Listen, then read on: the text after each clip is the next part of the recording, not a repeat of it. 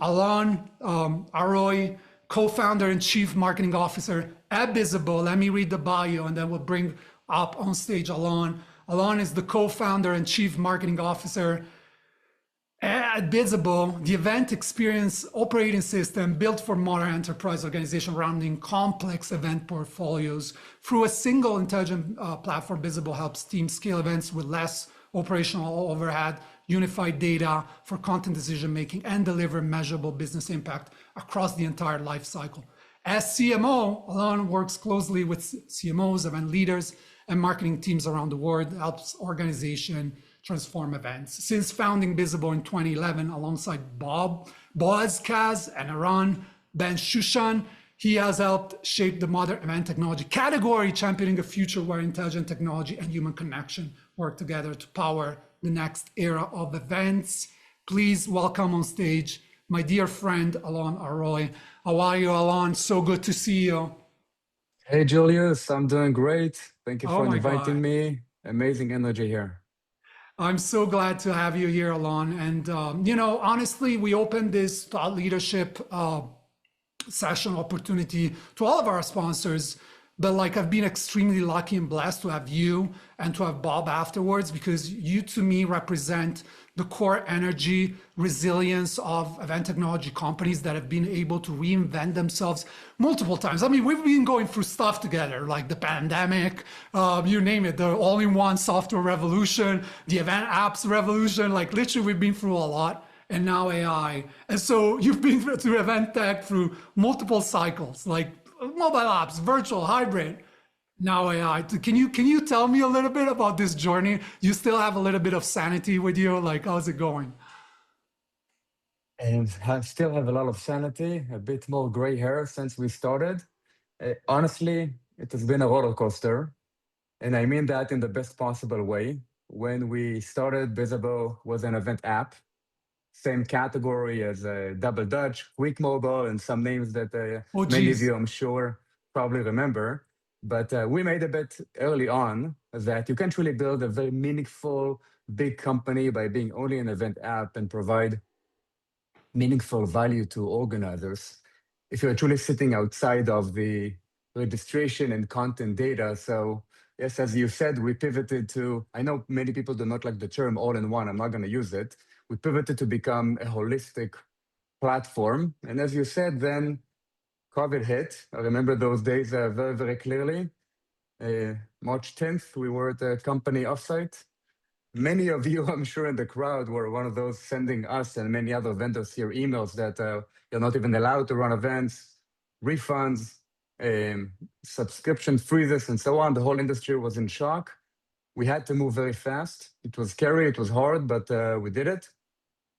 And I think what we learned in that period about digital engagement and about data and about how can you design an experience when you're actually able to measure shaped a lot of how we think today, thinking about those innovation cycles. And maybe another cycle that I'm very proud of, you mentioned hybrid and maybe the return to in-person. During the peak of the virtual era, we acquired a company that was only about in-person. It was called Click. Everyone was looking left, we were looking right, and we made a bet that in-person will be back. It will be back big time with a mindset of a lot of measurement and data, and people would want experiential events. So we acquired Click, small badge that I hope many of you have heard about, because we thought that the events will be more experiential and more connected. So when I look at AI now, I don't see another cycle, honestly. And we have a history of predicting cycles and acting on it. I see a true transformation of what's possible. And right now, I believe Eventtech is divided into two. Companies chasing a lot of features of AI, and many of them, I'm sure, amazing or cool, and we're going to see a lot of them today. And another camp is companies that are trying to build a true intelligence layer across their whole platform. We are part of the second camp. That's what we believe in, and I believe the difference between those two camps will be meaningful. It will be exciting, but again, we've been through a lot of cycles. I hope to know the difference between a wave and a tide, and AI is definitely a tide. It's not a wave. It's something I love that completely different. distinction. I love that distinction, chat. Write that down, tide and wave. I love that. Alon, obviously, in terms of bringing you here, the value that everybody's going to get out of this conversation, whether they're a planner or whether they're a startup, which, to be honest, they should be looking up to you and your journey and what you've done, what differentiates you and all of the companies that have been around before November 2022 is that you deeply understand the planner's needs and the evolution of planner needs through the years. You understand what's going on. And so the question here is very important. Where are the areas that you see where AI is going to have the biggest impact?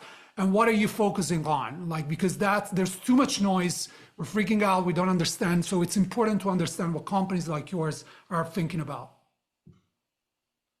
I think it's more about what we hear from event planners when we speak to them, and we have the luxury of speaking with a lot of them. I speak with a lot of them, and with a lot of you, and they're not asking for more AI features, honestly. Overall, planners are exhausted. They're running massive programs with lean teams. The last thing they need is another tool to learn. What they are asking for is relief, actually time back, less manual work, more confidence in decision-making. So when we look at our AI investments and maybe what is the big gap that we're trying to close, we look at it with three lenses. The first one is around productivity. There's so much work that event planning that requires judgment, but not necessarily your judgment. Like, these are things that you can theoretically outsource to an intelligent layer, like drafting communications, building agendas, analyzing post-event data, and AI can do all of that. So we believe that while it is maybe not the most fanciest or glamorous type of work, these type of capabilities can be life-changing for a very busy team. So the first category, the first lens that we look at is around productivity. The second one is around connection and engagement, helping the right people find each other at an event. Of course, one of the reasons that we still meet, and I know everyone was talking about the Anthropic hires recently and all that, and getting very excited that Anthropic still believes in in-person. I'm excited about that too, because at the end of the day, the human nature is to meet one another, and I think AI has a lot to do with helping us meet the right people.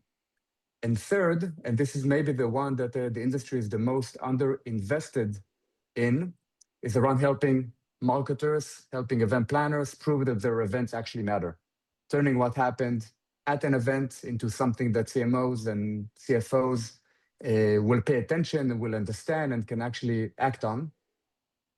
And overall, I believe that the goal is not to create smarter software. It is about enabling you to take smarter decisions using technology and using AI and so on. So Yeah, maybe I love that. to sum up, productivity, connection, decision-making.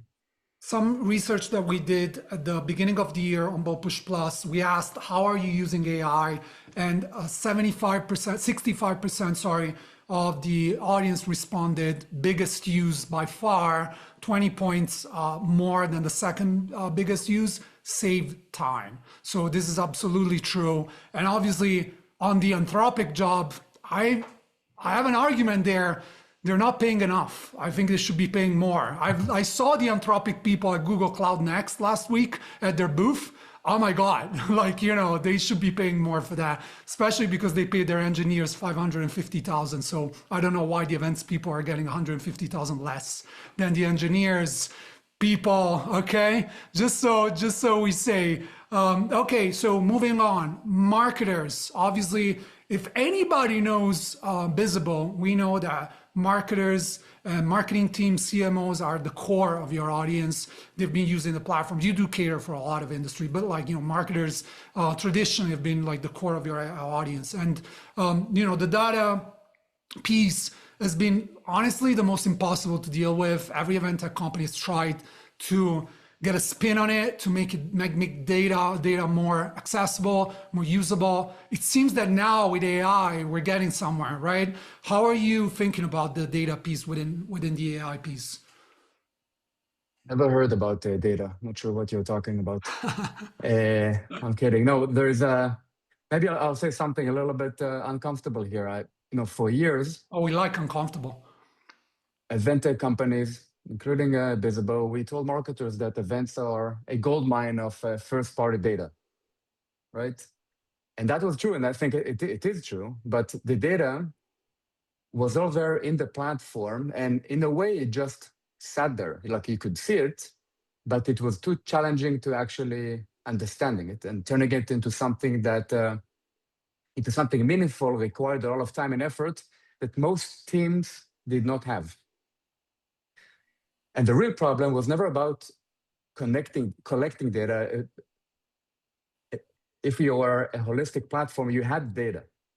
So events collect tons of data. The problem was connecting it and turning it into something that allows you to make decisions in a fast enough manner without getting an analyst or taking 2 weeks to actually analyze the data.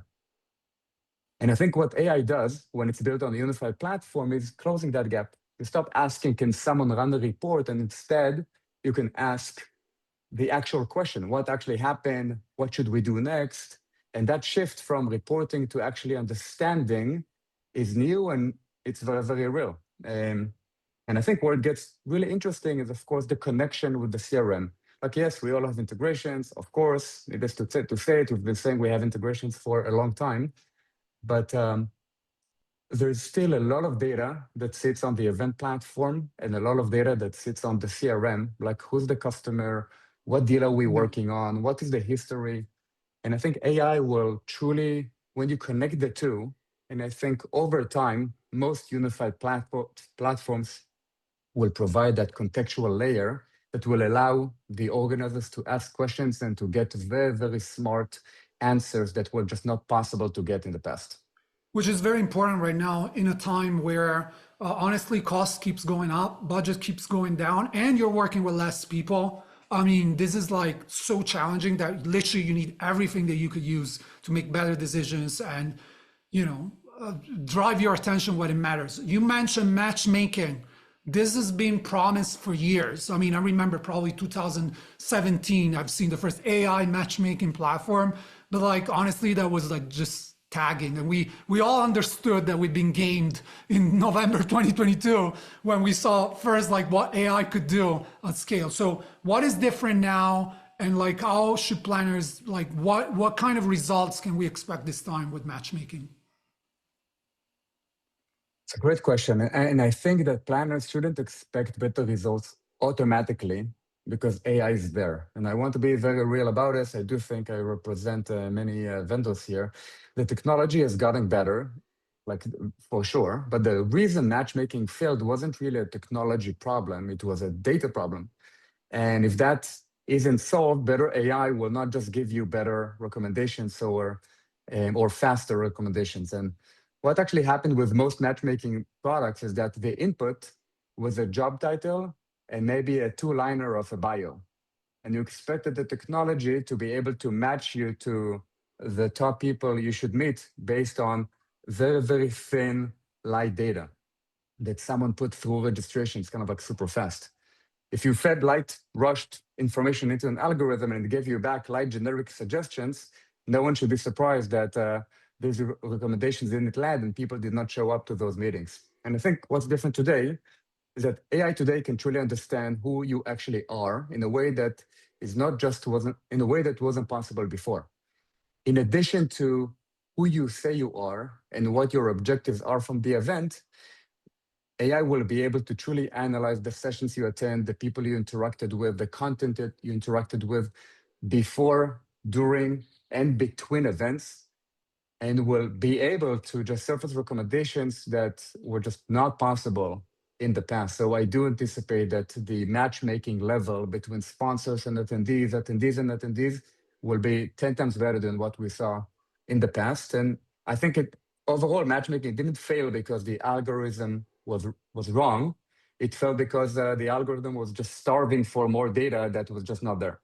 And let me confirm, we have 1,000 people listening right now. What I want to say is that connection, again, we did a piece of research at the beginning of the year. It came up top. We did another piece of research, which is going to go live on Wednesday on the newsletter with Encore, 500 planners participating. And again, connection comes on top as the reason why we do sell events and the reason why people want to attend events at the top, together with content, but connection is at the top. So keep that in mind. Okay, so you're gonna show us a product for the last minute that we have here.